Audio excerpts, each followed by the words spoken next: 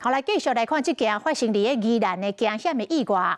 一個阿姨塞車載着家己的囡仔，甲3歲外甥女到超商提貨，要離開的時陣，無注意到外甥女還未上車，竟然就喺後車門還閣開的狀況下，直接就把車駛咧走。結果小女童互車拖扭，大力摔趴喺塗骹，在場的民眾看一個蛤蟆驚死。一台轎車插佇路邊，穿藍色衫的3歲囡仔準備要上車，想要到人就也未上車，門也未關起來，車就向起行，女童未負反應，互車拖咧走，規個人劈佇塗骹。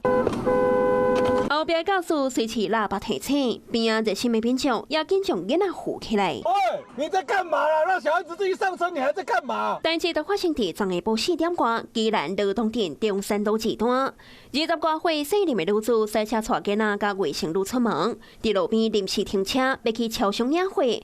當去到車頂要塞車離開的時，一旦家己的囡仔上車了後，疑似是無注意到外甥女也未上車，就直接駛行，害女童跌倒。這很誇張那個家長這樣做不行。我通常都是他們上車之後，我幫他關門啊，這樣比較安全。蠻恐怖的啦，是，對啊，還是要把安全注，要顧好安全啦。要讓他們上車之後關了門，我才去開車啦。姓李的女子佮紅早春伊無駕照，在紅線違規停車，車門關無把就駛行，佮車過雙黃線迴轉。以及無依照規定使用方向燈，同時也因為囡仔照顧無好勢，也被依照規定通報兒少單位。回應是說他是不小心沒有注意到，但實際的狀況我們還是會調閱相關的資料啊，並且通知車主來做那個到案的釐清。趕在同時後壁無車，若無效果就真歹勢想。